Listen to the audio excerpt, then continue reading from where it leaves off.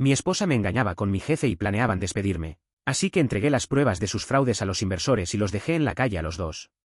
Hola a todos. Dicen que si quieres esconder un cadáver, lo pongas en la segunda página de Google.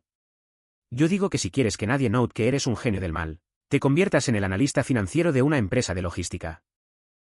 Soy ese tipo que nadie saluda en el pasillo, el que siempre lleva un tupper con arroz y al que mi jefe, Mauricio, confunde con el técnico de IT día sí y día también. Llevo 5 años casado con Elena. Ella es preciosa, carismática y tiene una risa que antes me derretía y que ahora me suena a una lija frotando metal. Hace 6 meses, Mauricio, un CEO que gasta más en Botox que en seguridad social para sus empleados, la contrató como su asistente personal. Yo estaba feliz. Más ingresos para la casa, pensé. Qué tierno era. El velo se me cayó de los ojos de la forma más patética posible. Elena me pidió que le cargara el iPad porque tenía una reunión importante. Spoiler, la reunión era en un motel de carretera. Se olvidó de cerrar el WhatsApp web. Mientras yo buscaba un tutorial para arreglar la cisterna, el iPad empezó a escupir notificaciones como si fuera una máquina tragaperras en Las Vegas. No eran mensajes de trabajo. Eran fotos. Y no hablo de fotos artísticas. Hablo de imágenes con una iluminación terrible en las que Mauricio intentaba parecer un semental y solo lograba parecer un señor teniendo un ataque de asma. Pero lo que me revolvió el estómago fue ver mi propia oficina. Había una foto de ellos sobre la mesa de juntas, rodeados de mis informes de presupuesto, y otra, esta es la que me hizo querer purgarme con lejía, donde Mauricio estaba usando mi taza de mejor ingeniero, un regalo de mi madre, por cierto, para guardar su dentadura postiza mientras le hacía a Elena cosas que no voy a describir por respeto a su salud mental. Mi taza, maldita sea. El tipo tiene un sueldo de 6 cifras y no puede comprarse un vaso para sus dientes. Pero el salseo máximo llegó con los audios. Me puse los auriculares y lo que escuché fue una clase magistral de villanía de serie B. Mauricio, nena, ya tengo el plan. El próximo mes diremos que faltan 150,000 euros en la cuenta de gastos de tránsito. Le echaremos la culpa al sistema que maneja tu marido, diremos que fue negligencia suya y lo echaremos sin un céntimo. Con lo que nos ahorramos de su liquidación, nos vamos a las Maldivas a celebrar que por fin nos libramos del muerto. Elena, entre risas, es perfecto, Mau. Es tan soso que la junta directiva se creerá que es un inepto. Mañana me llevará a cenar por nuestro aniversario y tendré que fingir que no me da asco que me toque con esas manos de contable. Date prisa con el despido, que ya no aguanto más el olor de su colonia barata. Ahí estaba. El plan maestro. Yo no solo era el cornudo de la oficina, era el chivo expiatorio financiero. Me querían meter en un lío legal, arruinar mi carrera y usar mi indemnización para que ella pudiera lucir un bikini nuevo en el Índico mientras yo buscaba comida en la basura. En ese momento, algo hizo clic en mi cabeza. El calor de la rabia se convirtió en un frío polar, muy matemático. Mauricio es el tipo de jefe que cree que por tener un despacho con cristales sabe de finanzas, pero el idiota no sabe que yo guardo copias de seguridad de cada factura que él firma por error. Me pasé toda esa noche, mientras Elena dormía a mi lado roncando como un camionero, rastreando su nido de amor. Resulta que Mauricio no es solo un adúltero, es un ladrón bastante chapucero. Estaba pagando los hoteles, las joyas de Elena y hasta la cirugía de nariz de su cuñada, pasando las facturas como mantenimiento de neumáticos y consultoría de software. Tengo los recibos. Tengo las fotos de la taza. Tengo los audios donde planean mi ruina. Y, sobre todo, tengo acceso a la lista de correos de los inversores principales que odian perder un solo céntimo. Si la venganza es un plato que se sirve frío, yo lo metí en el congelador industrial de la empresa durante 2 semanas eternas. Jugar a la casita feliz con Elena fue el reto actoral de mi vida, una experiencia casi extracorpórea. Cada vez que me daba un beso de buenas noches, yo solo podía visualizar la colonia de bacterias que debía de estar creciendo en mi taza de mejor ingeniero, tras su uso como recipiente para la dentadura postiza de Mauricio. Pero resistí con una disciplina monacal, volviéndome un experto en sonreír con la mirada vacía mientras por dentro calculaba exactamente cuántos años de prisión le caen a un tipo por administración desleal y falsedad documental. El plan era sencillo pero letal, diseñado para explotar la infinita arrogancia de Mauricio.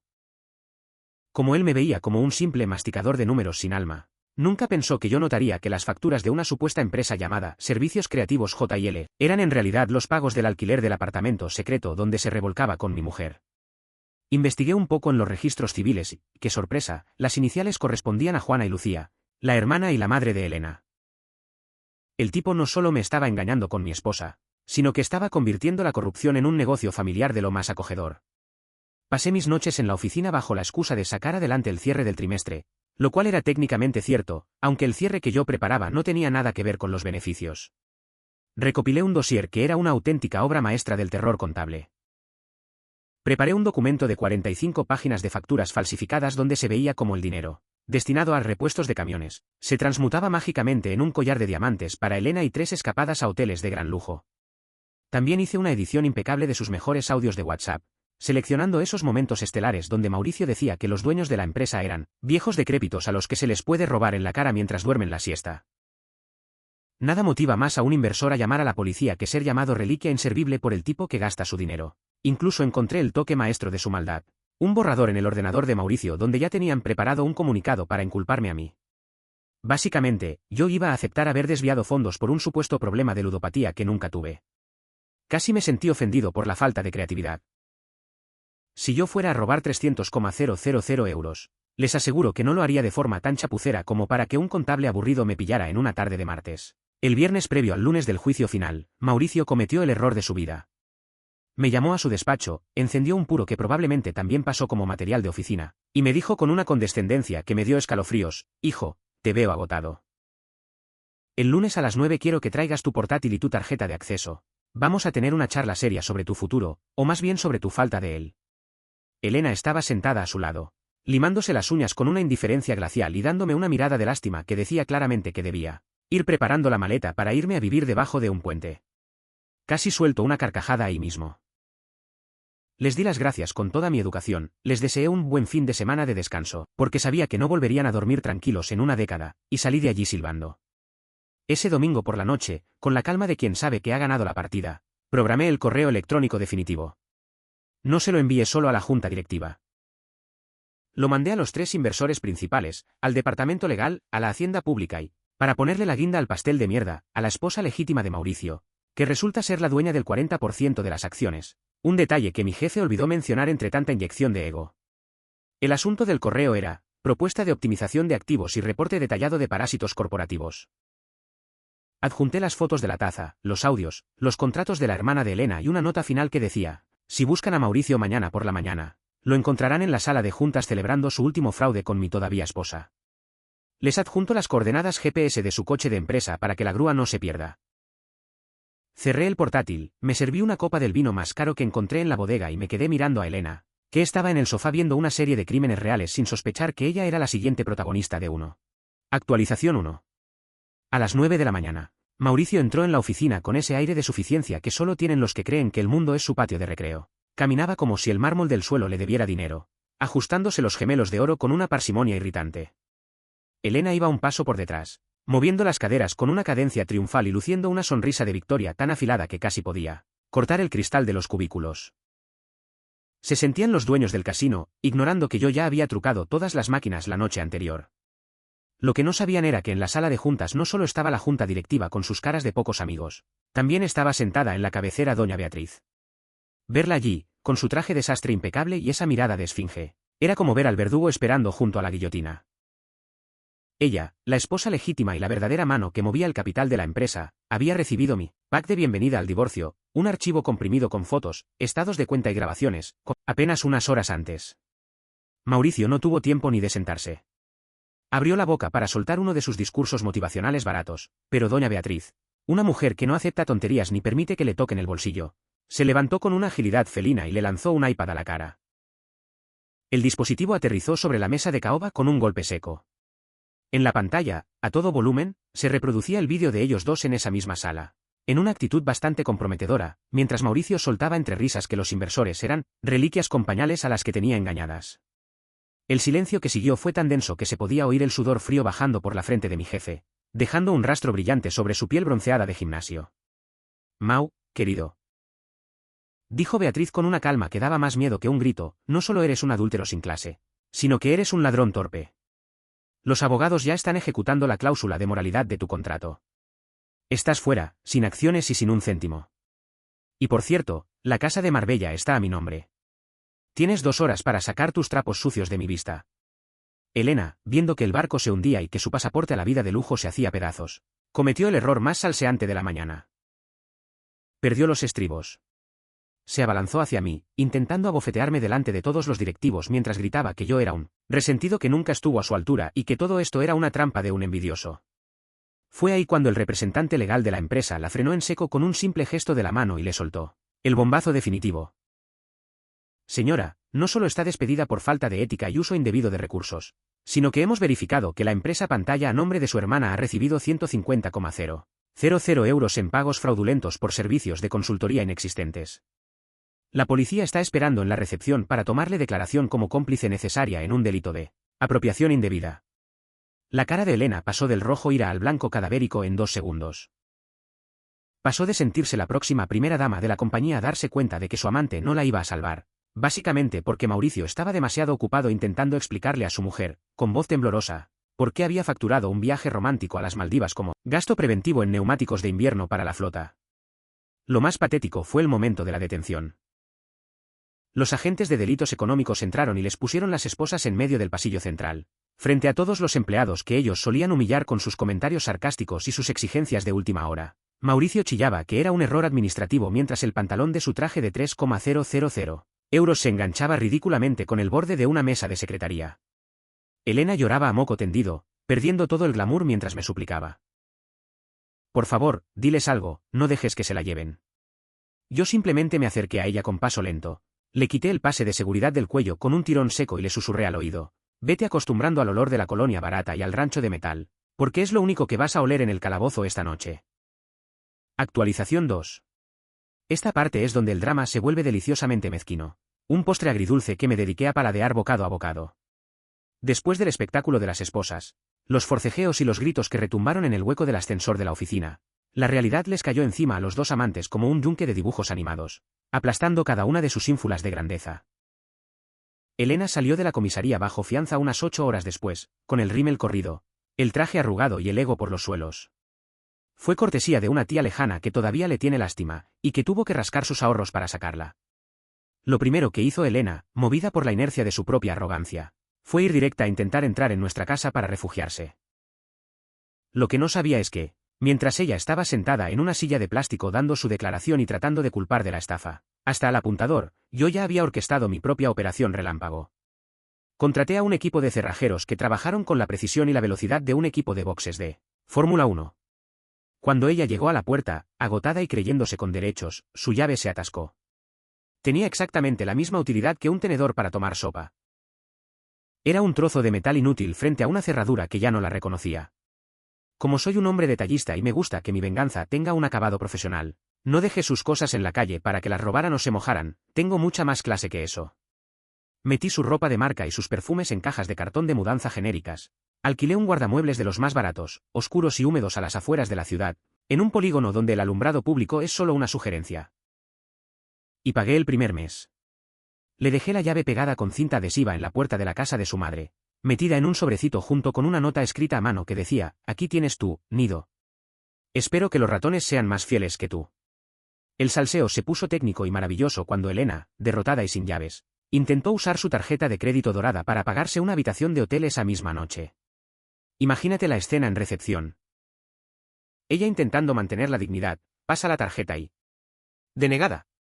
El humillante pitido rojo del datáfono. Resulta que, como la inmensa mayoría de sus lujos eran extensiones de la cuenta de gastos corporativos de Mauricio o de nuestra cuenta conjunta, sus fondos eran un espejismo. Yo había vaciado nuestra cuenta legalmente escasos minutos después de enviar el correo masivo, moviendo hasta el último céntimo a una cuenta de ahorros a mi nombre bautizada para el post-trauma. Se quedó en la calle con exactamente 14 euros en efectivo en la cartera y un par de chicles. Me enteré del desastre en el hotel por un mensaje frenético que me envió desde el móvil de su hermana a la 1 de la madrugada. Eres un maldito psicópata. No tengo dinero ni para cenar. Esto es violencia económica, me has dejado en la calle. Yo no me digné a teclear ni una sola palabra. Le respondí pegando un enlace a la app de Infojobs para buscar empleo, seguido de un sticker animado de un contable con gafitas saludando felizmente con la mano. Fue el santo remedio, no volvió a escribir en toda la noche. Pero el verdadero caos operístico estaba en el bando de Mauricio. Doña Beatriz, su ahora exmujer, resultó ser una estratega mucho más despiadada y letal que yo. No solo lo echó de la empresa a patadas, sino que activó de inmediato una cláusula de hierro en su acuerdo prenupcial sobre deshonor público y perjuicio a la imagen familiar. El tipo pasó, en cuestión de horas, de vivir en un ático de superlujo con vistas al Parque Central a tener que dormir en el sofá de polipiel gastado, de la oficina de su abogado de oficio. Beatriz fue implacable. Le bloqueó el acceso a absolutamente todas las propiedades, cuentas y activos que estaban a nombre de la sociedad patrimonial de su matrimonio. Lo dejó en calzoncillos financieros. El chisme que corre por los pasillos de la oficina, porque sí, ahora todos me adoran y me cuentan hasta lo que pasa en la máquina de café, es absolutamente glorioso. Resulta que Mauricio intentó vender su famoso reloj de 15,000 euros en una casa de empeños, para tener algo de liquidez inmediata. El joyero se puso la lupa, lo miró durante un minuto, suspiró y le dijo que era falso. Mauricio descubrió en ese momento que la réplica se la había comprado el mismo años atrás para quedarse con la diferencia del dinero original que había sacado de la caja de la empresa. El estafador resultó estafado por su propia avaricia. Ahora, el antiguo tiburón de las finanzas está desesperado. Me consta que está intentando negociar un trato con la fiscalía para cantar la traviata y delatar tanto a Elena como a la hermana de esta, entregando todos los correos del fraude de la gestoría a cambio de reducir su propia condena por malversación. Su gran historia de amor prohibido duró exactamente lo que tardó en aparecer en escena el primer abogado penalista. Para ponerle el lazo final a esta comedia, Elena me llamó anoche. Lo hizo desde un número oculto a las 10 de la noche. Estaba llorando a moco tendido, con la voz rota, diciendo que Mauricio la había abandonado, que la había vendido a la policía, y que ahora, en la oscuridad, se daba cuenta de que yo era el único hombre de verdad en su vida. La dejé desahogarse un par de minutos. Luego le dije, con el tono más monocorde y tranquilo del mundo, que sus palabras me halagaban muchísimo, pero que en ese instante estaba ocupado desinfectando mi taza de mejor ingeniero con ácido industrial y que, por favor, no volviera a interrumpir el episodio de la serie que estaba viendo. Colgué y bloqueé el número. La justicia divina puede ser poética, pero ver cómo se muerden el cuello entre ellos por un trozo de pan duro y un trato con el fiscal es, sencillamente, cine puro. Actualización 3. Han pasado 3 meses desde que el lunes negro limpió la oficina, y las cosas han decantado de una forma absolutamente deliciosa. El juicio fue un desfile de miserias. Mauricio se presentó con un traje que le quedaba grande, literal y metafóricamente, y una cara de derrota que era pura poesía. Intentó subir al estrado y culpar a Elena de seducirlo y manipularlo para desfalcar la empresa, a lo que ella, desde el otro lado de la sala, respondió gritándole impotente cobarde, frente al juez. Fue un espectáculo tan bochornoso que el abogado de nuestra empresa tuvo que taparse la cara con una carpeta, para disimular la risa. El resultado fue redondo. Mauricio aceptó un acuerdo de culpabilidad de 4 años de prisión para evitar los 10 que pedía la fiscalía. Se acabaron los áticos. Su nuevo código postal tiene barrotes. Elena, al no tener antecedentes, se libró de la cárcel, pero fue condenada a devolver cada céntimo del fraude de la gestoría de su hermana. Esto la deja en la quiebra técnica por los próximos 20 años. Actualmente vive en el cuarto de invitados de su tía y trabaja en atención al cliente cobrando el salario mínimo. Me han dicho que cada vez que escucha la palabra presupuesto por teléfono, le da un tic en el ojo. Pero aquí viene el giro que me dejó frío. Después de que todo terminó, los inversores y doña Beatriz me invitaron a una cena privada. Yo pensaba que era para darme una palmadita en la espalda y un bono por haberles ahorrado millones. Pero Beatriz, después de su segunda copa de vino, me miró fijamente y me soltó la bomba con una sonrisa gélida. ¿Sabes por qué te contraté hace 3 años, Ope? Porque sabía que Mauricio era un idiota integral y que, tarde o temprano, iba a intentar robarme. Necesitaba a alguien con un perfil bajo, extremadamente inteligente y con una ética inquebrantable que estuviera en el lugar adecuado para pillarlo. Me quedé helado. Beatriz me había estado usando como un caballo de Troya desde el día 1. Ella sospechaba de las infidelidades de su marido, pero no quería un divorcio donde él se llevara la mitad. Necesitaba una causa criminal para activar la cláusula de rescisión total de su acuerdo prenupcial. Básicamente, me puso en el camino de Mauricio sabiendo que yo acabaría haciendo el trabajo sucio. Incluso me confesó que fue ella quien sugirió a Mauricio que contratara a Elena, sabiendo que su marido no tiene autocontrol y que ella carece de escrúpulos. En resumen, yo creía ser el cerebro de una venganza personal épica, pero solo fui la pieza de ajedrez de una mujer despechada con muchísima más visión que yo. Fui su ejecutor impecable, sin saberlo jamás. Sin embargo, no me puedo quejar del pago por mis servicios involuntarios. Esa misma noche, Beatriz y la Junta me ofrecieron oficialmente el puesto de director de operaciones y finanzas, con un sueldo que dobla al de Mauricio y un paquete de acciones que me asegura la jubilación antes de los 40. Hoy me senté por primera vez en mi nueva oficina. Es la misma que tenía Mauricio, pero con una energía mucho más limpia. Lo primero que hice fue tirar su silla ergonómica a la basura. Dios sabe qué pasó en ese cuero. Y comprar una cafetera de alta gama. Y mi taza de mejor ingeniero. La tengo metida en una vitrina de cristal. No la uso para beber, la tengo expuesta como un trofeo y un recordatorio. Nunca subestimes al tipo que sabe usar las tablas dinámicas, pero, sobre todo, recuerda que siempre hay alguien más arriba moviendo los hilos. Me voy de vacaciones a Japón el mes que viene. Solo y en primera clase. Y pienso brindar desde un rascacielos en Tokio por los Ixels bien hechos, por las segundas oportunidades y por doña Beatriz, la verdadera reina de esta carnicería. Gracias a todos por acompañarme en este hilo de locura. La vida sigue, y os aseguro que se ve jodidamente bien desde este lado del escritorio.